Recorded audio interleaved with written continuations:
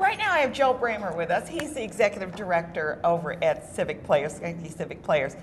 And Duncan Morrison was scheduled to come. He couldn't make it at the last minute, so Joel is sitting in for him. The exciting thing is that we are going to be seeing a play that I'm not familiar with, so tell me about it. The show's called Santaland Diaries, and it's pulled from an American humorist named David Sedaris. Oh, and he's is a classic. And it's a really interesting tale. It's incredibly funny, a little bit raucous. We suggest not for kids. We simply suggest mature audiences. The entire show is a one-man show, about 75 minutes long. It's a one-person show. It is. And he tells a tale of woe about his experience working as an elf in Macy's Santaland.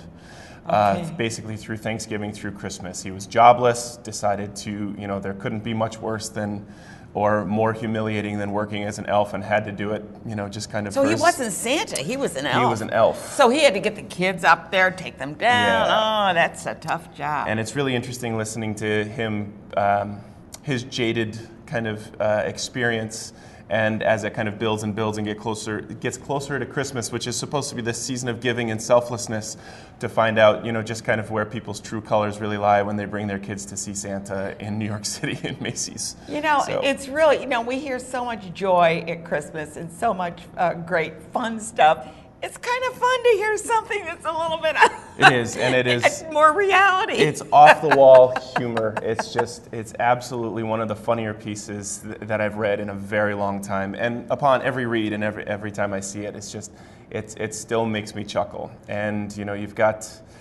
Who's playing part? Mark Stevens, veteran of the Capital Region. Definitely, and he's just perfect for it. He's really lovely, and the set is gorgeous. It's fantastic. Did Duncan do it? Of course, Duncan did it. Why should I ask? Yeah, and it's really beautiful, it's a good space to go see a show. Yeah, it's such a good space to see the show. So. And there's no intermission? No. So he has to take a deep breath when he gets on that stage and keep going. Yes, he gets to drink on stage, which is kind of nice. Out of a flask. We're gonna go on record as saying that it's all just water. Yeah, I'm sure it is. But it's out of vodka bottles. So it's clear. Yes, he's certainly espousing holiday cheer through the entire show. Yeah. Well, he's probably just trying to stay. It is. He's trying to stay sane. Sane through it. So it's 1 hour. Now, normally when you have your intermission, you have cookies and stuff.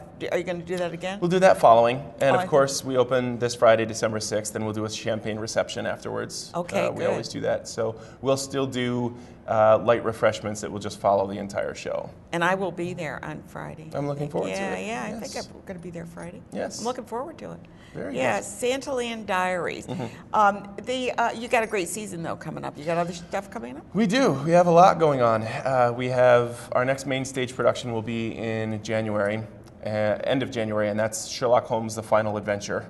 And you can't really go wrong with a really good mystery, and it's a fun show and a good cast.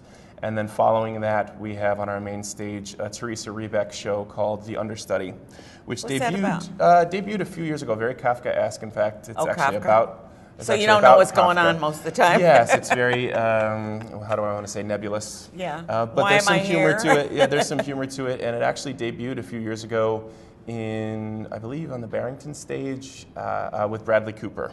Bradley Cooper. So unfortunately, we haven't roped him into being in our gotten him production. Well, he was here, for a while. He was. Yeah, exactly. And then we close out the season with Room Service, which is a kind of a classic comedy and was actually made into a movie with the Marx Brothers in '37, I think. Oh, it's a great season coming up.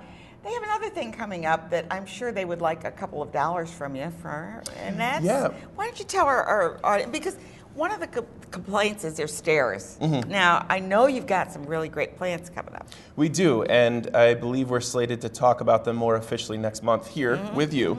But what I can say is emphatically, we are putting in an elevator. Yeah. It's about time. We've needed it, and it's going to happen, and we'll kind of officially make that announcement at the beginning of next year. Okay. Well, and with you. Yeah, we just kind of mentioned it. But I do know that they need your support, so think about that when you think about your gift giving for the year. You might want to write a check before the 31st so that you can get a little extra tax deduction. It's perfect timing. It really is. Yeah, you get your tax deductions. Yes. Yeah. Joel Bramer, he is the executive director of the Schenectady Civic Players, one of my favorite theaters. It's a small theater, and it's very, there's not a bad seat in the place. There isn't. It's straightforward. It's wonderful for a performer as well to just kind of look out at an audience straight ahead. And you are correct. The sound is perfect. Oh, and speaking of sound, I do want to mention this because it's something that we don't always think about. Some people are hearing impaired, and you do offer a way for them to hear that. Assistive devices, yep. Yeah. And there's always an opportunity to upgrade certain things, and we're looking into that. But right now, a lot of people are very happy with our assistive devices for listening. Right. So.